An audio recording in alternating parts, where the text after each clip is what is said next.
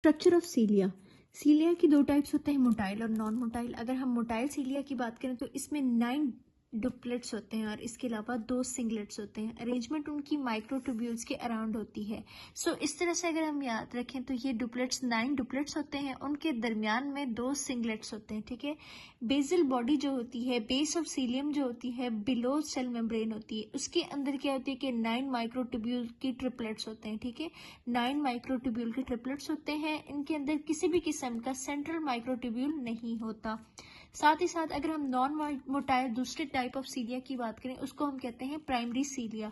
ये वर्क करता है as a chemical signal sensors, और इसके क्या होता है, रोल होता है सिग्नल ट्रांसडक्शन के अंदर और सेल ग्रोथ कंट्रोल के अंदर।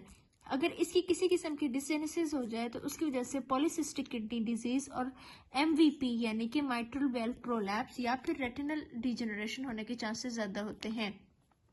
एक्सोनीमल डायनिन की बात करें तो उसमें एटीपेज आ जाता है जो कि लिंक करता है पेरिफेरल 9 डुप्लेट्स को और कॉज करता है bending of cilium by differential sliding of doublets. साथ ही साथ ये बात याद रहे कि जो गैप जंक्शंस होते हैं वो एनेबल करते हैं कोऑर्डिनेटेड सिलरी मूवमेंट्स को, यानी कि सिलरी मूवमेंट्स अगर एक साथ हो रही हैं तो उनमें गैप जंक्शंस का रोल होता है। नेक्स्ट एक टाइप है that is called primary ciliary dysgenesis, यानी कि सीलिया का कोई डिफेक्ट है।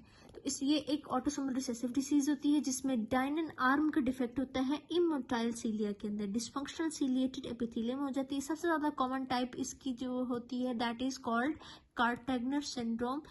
इसमें क्या होगा, साइटस इन्वर्सस हो सकता है, यानी कि जो हार्ट का नॉर्मल पोजीशन होता है वो उलट हो सकता है। डेवलपमेंटल एबनॉर्मलिटीज हो सकती है, इम्पेयर्ड माइग्रेशन होती है, ओरिएंटेशन हो सकती है, साइटस इन्वर्सस हो सकता है, लॉस ऑफ डिस्फंक्शनल यूस्टेशनल लॉस हो जाती है, या फिर सीरिया चले गए तो उसकी वजह से जो यूस्टेशन ट्यूब होती है वो डिसफंक्शनल हो जाती है। ठीक है। बार बार इन्फेक्शन होने के चांसेस ज्यादा होते हैं। साइनोसाइटिस हो जाता है, एयर इन्फेक्शन, ब्रोंकिएक्टिसिस हो सकती है, इम्पेयर्ड सिलरी क्लियरेंस होगी, डेब्रिस वगैरह निकल नहीं पाएगा। इनफर्टिलिटी की चांसेस ज्यादा होती हैं। रिस्क ऑफ एक्टोपिक प्रेगनेंसी ज्यादा हो सकती है डिसफंक्शनल फेलोपियन ट्यूब की सीरिया की वजह से। इमोटाइल स्पर्मेटोजो होते हैं और इसकी लैब इन्वेस्टिगेशंस इसको फाइंड आउट करने के लिए, कार्टेगनर सिंड्रोम को फाइंड आउट करने के लिए नेजल नाइट्रिक ऑक्साइड टेस्ट कराते हैं, वो कम हो जाता है। ये एक स्क्रीनिंग टेस्ट होता है। नेक्स्ट अगर बात करें हम सोडियम पोटेशियम पंप की, सोडियम पोटेशियम पंप की अगर बात करें तो हमारे सेल मेम्ब्रेन के अंदर होता है। इस एटीपेज इसको हम कहते हैं सोडियम पोटेशियम एटीपेज पंप। ठीक है। इसमें एटीपी का इस्तेमाल होता है। एटीपी जो होता है वो साइटोसोलिक साइट के ऊपर होता है, लेकिन ये जो पंप है वो सेल मेम्ब्रेन के अंदर होता है। ठीक है। 3 सोडियम बाहर निकल जाते हैं और दो पोटेशियम जो होते हैं मॉलिक्यूल्स वो अंदर की तरफ आते हैं सेल के अंदर। हर एक एटीपी के साथ एक यूज होता है। ठीक है। तो इसी तरह से ये बता रहे हैं कि sodium potassium ATPase located in the plasma membrane with ATP in the cytosolic side. इसमें एटीपी कंज्यूम होता है, 2 बाहर चले जाते हैं, पोटेशियम सेल से बाहर होगी। पंप जो होता है वो डीफॉस्फोराइलेट हो जाता है जब पोटेशियम बाहर जाते हैं। 3 सोडियम अंदर आते हैं और पंप जो होता है वो फॉस्फोराइलेट हो जाता है। ठीक है। इस तरह से एक ड्रग होती है दैट इज कॉल्ड डाइजॉक्सिन, जो कि डायरेक्टली इनहिबिट करा देती है इस सोडियम पोटेशियम एटीपेज को, और इनडायरेक्टली इनहिबिट कराती है सोडियम कैल्शियम एक्सचेंज ट्रांसपोर्टर को।